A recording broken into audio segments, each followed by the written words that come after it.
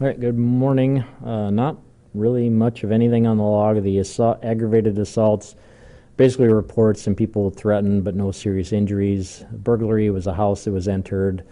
The disorderlies are basically all reports, had a few involved juveniles. The embezzlement was a car that was loaned out. Frauds are some reports. Larcenies, a few shopliftings, a couple of stolen license plates, some packages, some tools taken, nothing high dollar. Narcotics, no big quantities. The sex offenses are both reports. Simple assaults were domestics, and the vandalism was just a report, so not a whole lot there. Would you mind speaking to the national trend that seems to have taken over TikTok in the last 24 hours where there are potential threats about school shootings and school bombings? Right, so we were alerted this TikTok thread about some school shootings coming up on Friday. We were alerted to that a few days ago. I'm not sure exactly which day it was, but this is one of the things that we take serious. There's a lot of different times that we get notified about different school threats. Some of them are locally, some of them, like this TikTok one, is a national thing, and we always look to see if there's anything credible, any specific schools, or even just if Sioux Falls would be a target of that. This TikTok one, we did not find that there was really anything tied to Sioux Falls with that. So we would, I guess, term that as not a credible threat. There was no evidence that anything specific in Sioux Falls was targeted. We do work closely with all the different school districts that are in Sioux Falls. We have school resource officers that are assigned to all the middle schools and high schools. And they, from there, they branch out and they also cover all the elementary schools. But they have offices, and most of their time is spent at the high school and middle schools. But we've seen, over the years, I mean, I don't know if we've seen anything from TikTok, but we've seen comments, we've seen emails, we've seen Snapchat, we've seen other messages.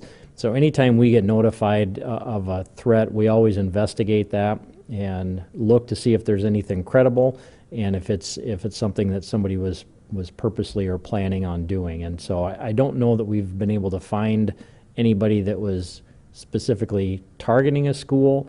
Sometimes these comments were taken out of context. Sometimes they were misinterpreted. Other times people made a threat, but they didn't have a plan to follow through with it. So there's a wide variety of the way that these threats come in. There's a wide variety of outcome with these threats as well. And so, but it is one of those things that we do take serious. So it doesn't matter how the threat comes in. We always look to find out, is it credible? Is there a chance that somebody may harm people? And so that's what we're looking at doing.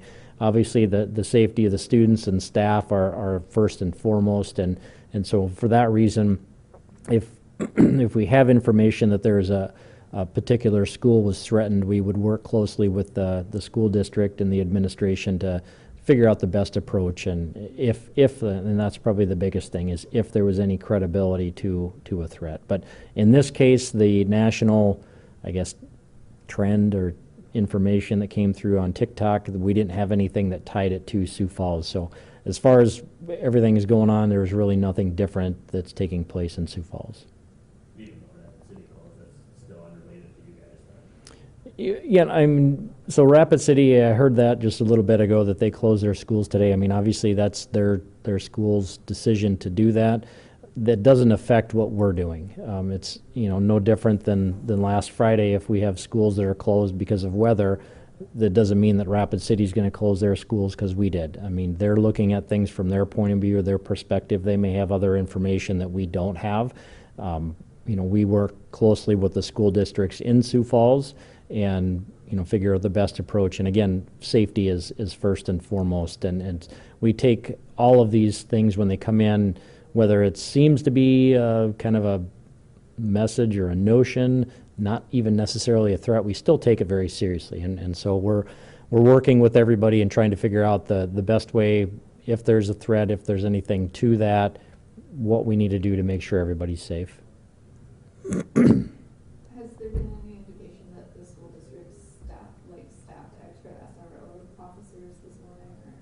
Or? Well, the school district doesn't staff SROs. That's all done by the police department. So the SROs, they work for the police department, but they're basically a liaison with the school. So it's a partnership that's been very successful over the years, but as far as staffing wise, the decision is made by the police department. We haven't had any change in staffing because there was nothing credible to this threat.